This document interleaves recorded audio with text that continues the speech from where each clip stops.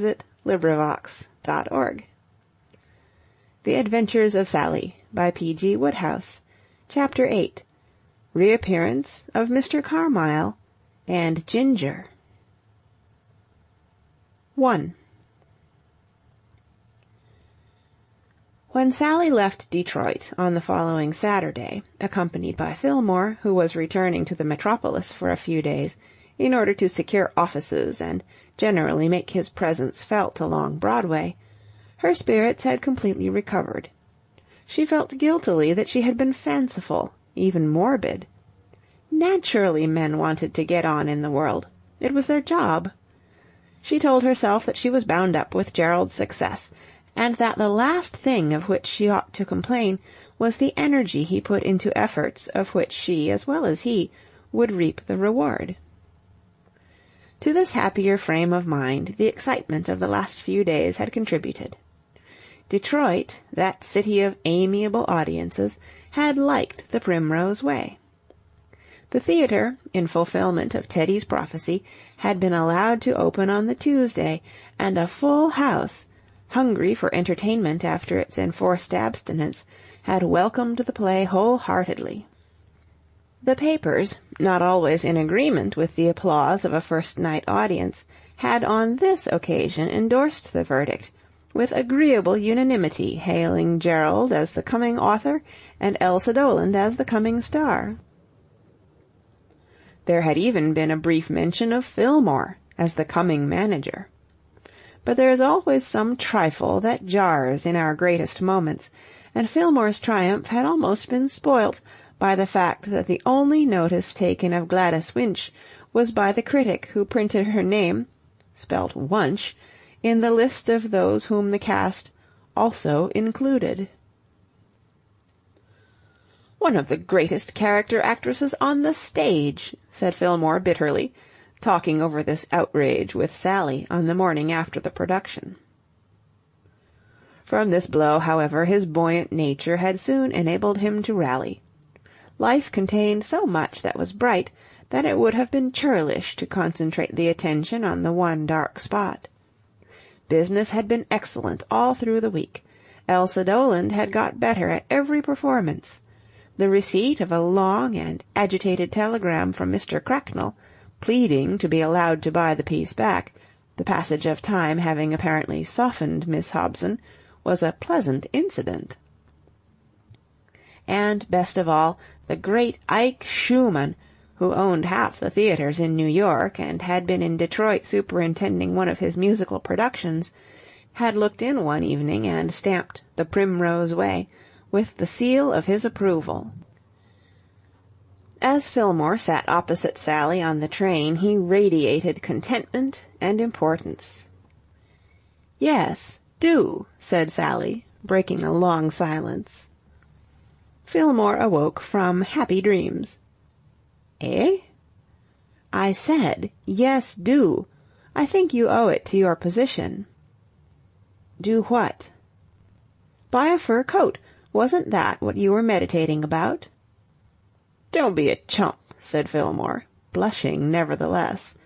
It was true that, once or twice during the past week, he had toyed negligently, as Mr. Bunbury would have said, with the notion, and why not?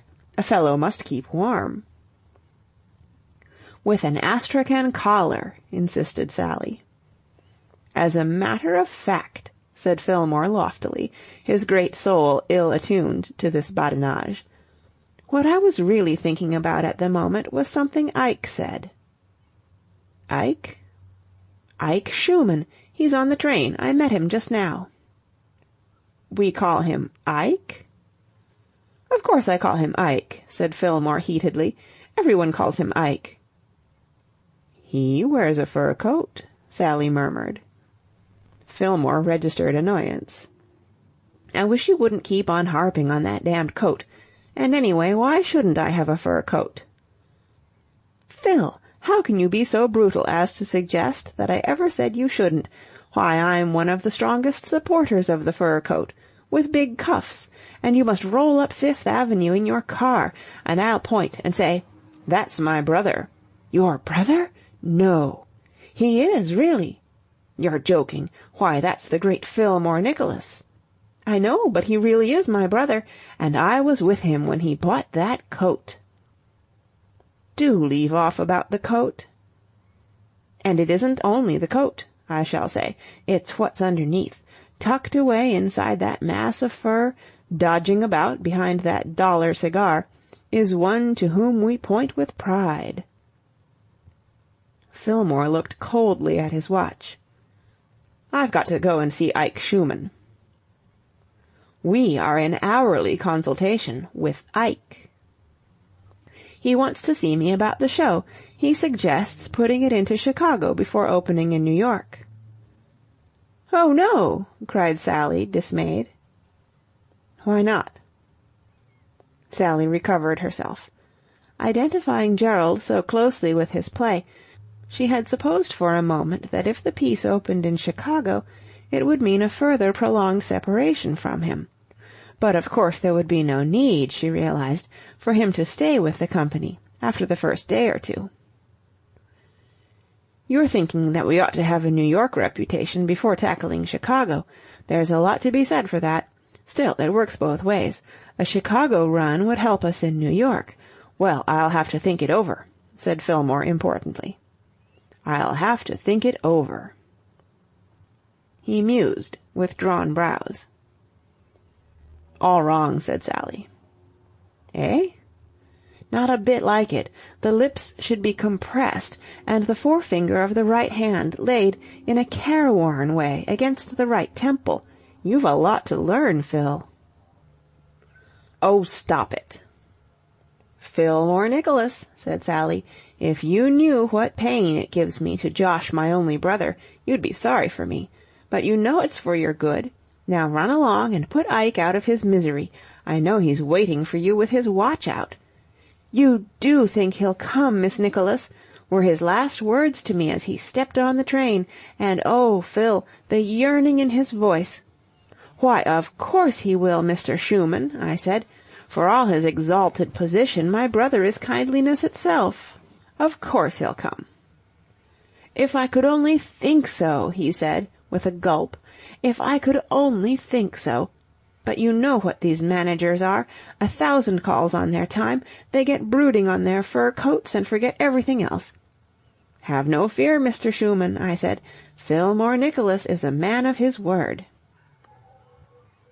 She would have been willing, for she was a girl who never believed in sparing herself where it was a question of entertaining her nearest and dearest, to continue the dialogue, but Fillmore was already moving down the car, his rigid back a silent protest against sisterly levity. Sally watched him disappear, then picked up a magazine and began to read.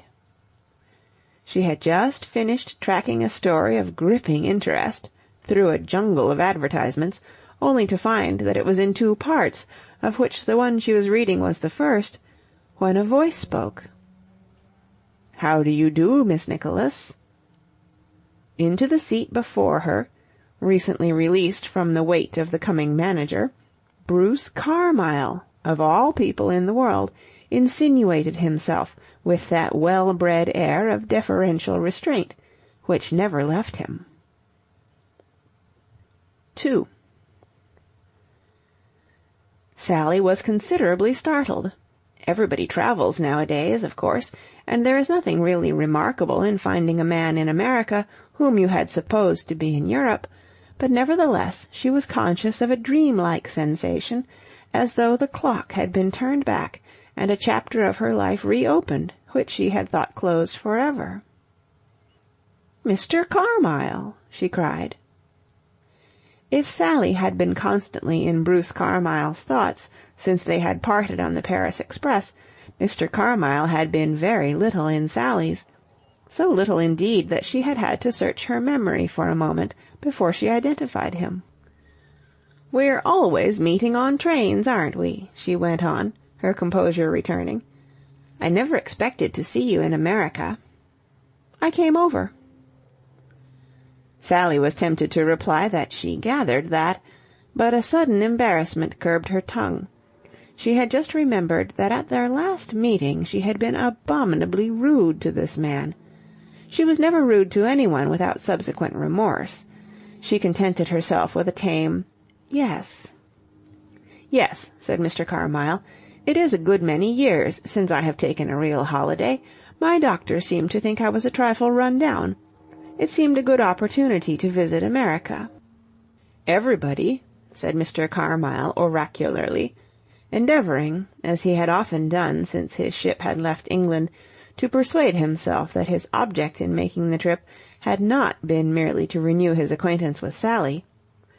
"Everybody ought to visit America at least once. It is part of one's education." "And what are your impressions of our glorious country?" said Sally, rallying. Mr. Carmyle seemed glad of the opportunity of lecturing on an impersonal subject. He, too, though his face had shown no trace of it, had been embarrassed in the opening stages of the conversation. The sound of his voice restored him. "I have been visiting Chicago," he said, after a brief travelogue. "Oh." "A wonderful city." "I've never seen it. I've come from Detroit." "Yes, I heard you were in Detroit." Sally's eyes opened. "You heard I was in Detroit? Good gracious, how?" I called at your New York address and made inquiries," said Mr. Carmyle, a little awkwardly. "But how did you know where I lived?" "My cousin, Lancelot told me." Sally was silent for a moment. She had much the same feeling that comes to the man in the detective story who realizes that he is being shadowed. Even if this almost complete stranger had not actually come to America in direct pursuit of her, there was no disguising the fact that he evidently found her an object of considerable interest. It was a compliment, but Sally was not at all sure that she liked it. Bruce Carmyle meant nothing to her, and it was rather disturbing to find that she was apparently of great importance to him.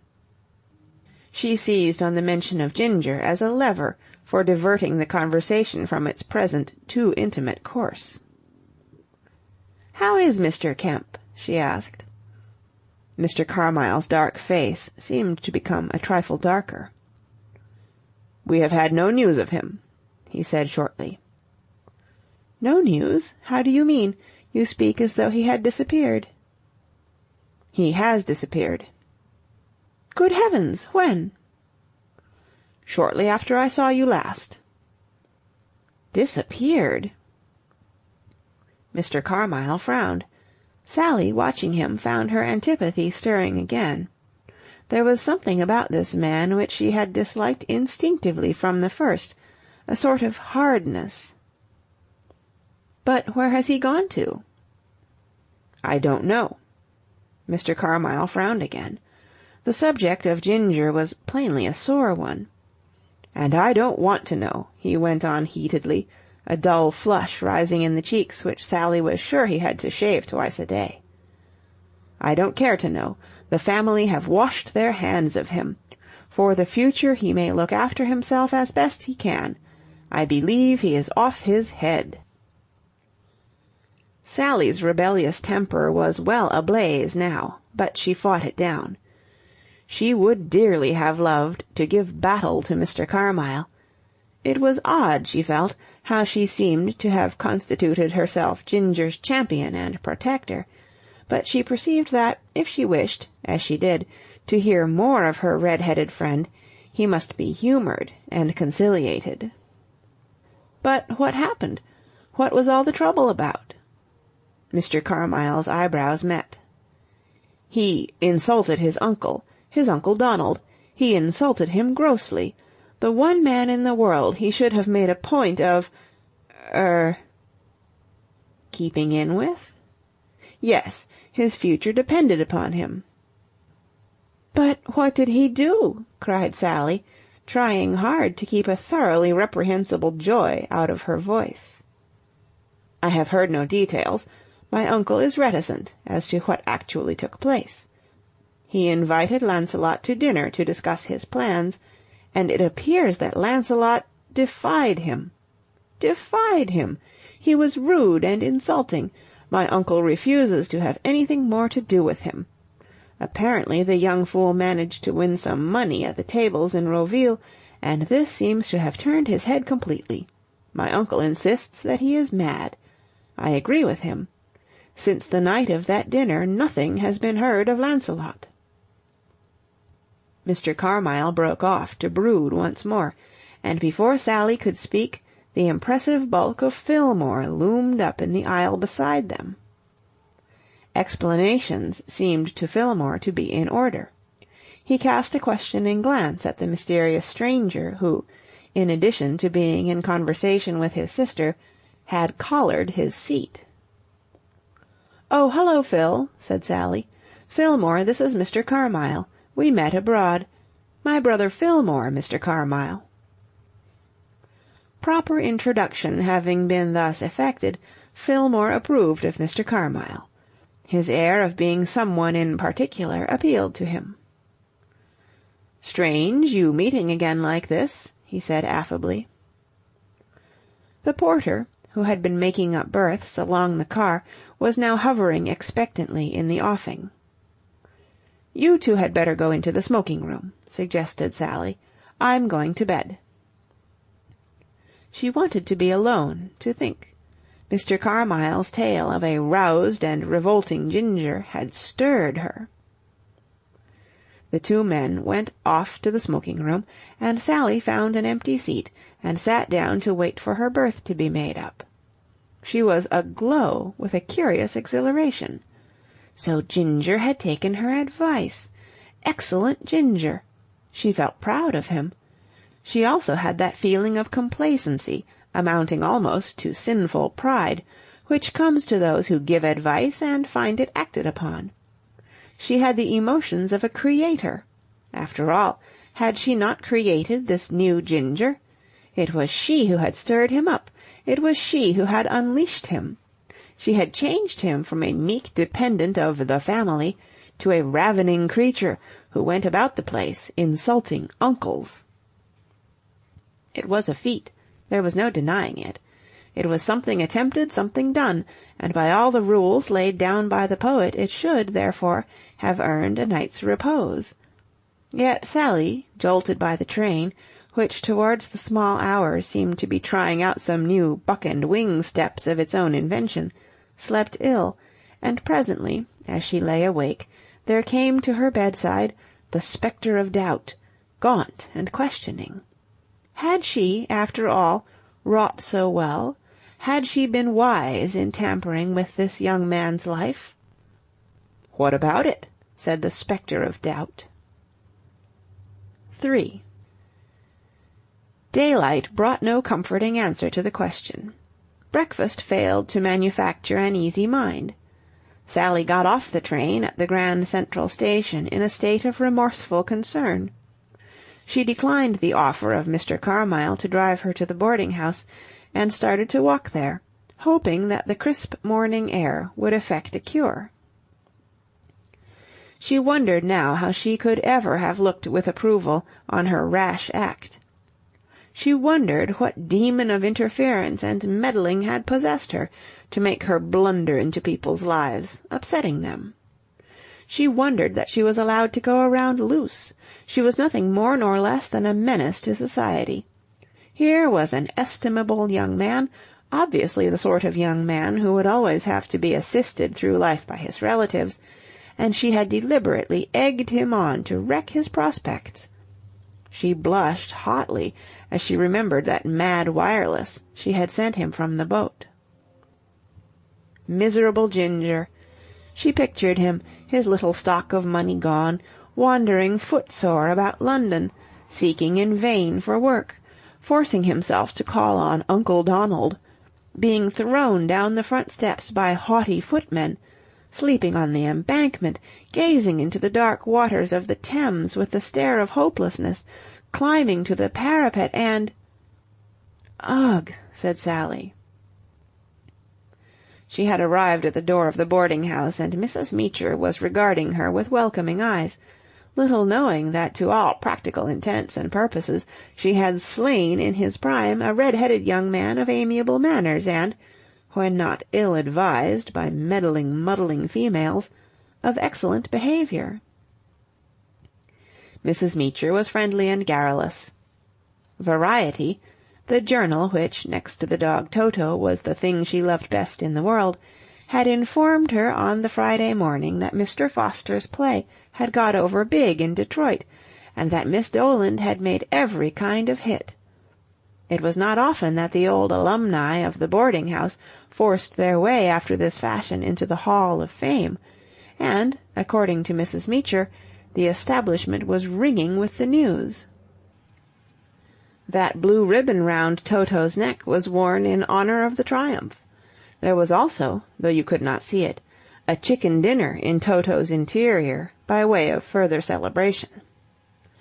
And was it true that Mr. Fillmore had bought the piece? A great man, was Mrs. Meacher's verdict. Mr. Fawcett had always said so. "Oh, how is Mr. Fawcett?" Sally asked, reproaching herself for having allowed the pressure of other matters to drive all thoughts of her late patient from her mind. "He's gone," said Mrs. Meacher, with such relish that to Sally, in her morbid condition, the words had only one meaning. She turned white and clutched at the banisters. "Gone?" "To England," added Mrs. Meacher. Sally was vastly relieved. "Oh, I thought you meant—" "Oh, no, not that." Mrs. Meacher sighed, for she had been a little disappointed in the old gentleman, who started out as such a promising invalid, only to fall away into the dullness of robust health once more. "He's well enough. I never seen anybody better. You'd think," said Mrs. Meacher, bearing up with difficulty under her grievance, "you'd think this here new Spanish influenza was a sort of tonic or somepin', the way he looks now. Of course," she added, trying to find justification for a respected lodger, "he's had good news. His brother's dead." "What?" "Not, I don't mean that was good news, far from it, though, come to think of it, all flesh is as grass, and we all got to be prepared for something of the sort breaking loose. But it seems this here new brother of his—I didn't know he'd a brother, and I don't suppose you knew he had a brother. Men are secretive, aren't they? This brother of his has left him a parcel of money, and Mr. Fawcett he had to get on the Wednesday boat quick as he could, and go right over to the other side to look after things. Wind up the estate, I believe they call it. Left in an awful hurry, he did. Sent his love to you and said he'd write. Funny him having a brother, now, wasn't it? Not, said Mrs. Meacher, at heart a reasonable woman, that folks don't have brothers. I got two myself, one in Portland, Oregon, and the other goodness knows where he is. But what I'm trying to say—" Sally disengaged herself and went up to her room. For a brief while the excitement which comes of hearing good news about those of whom we are fond acted as a stimulant, and she felt almost cheerful. Dear old Mr. Fawcett! She was sorry for his brother, of course, though she had never had the pleasure of his acquaintance, and had only just heard that he had ever existed, but it was nice to think that her old friend's remaining years would be years of affluence. Presently, however, she found her thoughts wandering back into their melancholy groove. She threw herself wearily on the bed. She was tired after her bad night. But she could not sleep. Remorse kept her awake.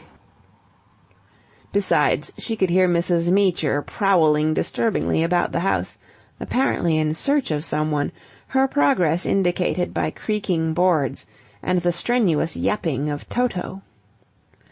Sally turned restlessly, and, having turned, remained for a long instant transfixed and rigid.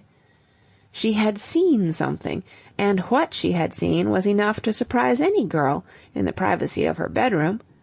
From underneath the bed there peeped coyly forth an undeniably masculine shoe and 6 inches of a grey trouser leg. Sally bounded to the floor. She was a girl of courage, and she meant to probe this matter thoroughly. "What are you doing under my bed?" The question was a reasonable one, and evidently seemed to the intruder to deserve an answer. There was a muffled sneeze, and he began to crawl out. The shoe came first, then the legs, then a sturdy body in a dusty coat, and finally there flashed on Sally's fascinated gaze a head of so nearly the maximum redness that it could only belong to one person in the world. Ginger!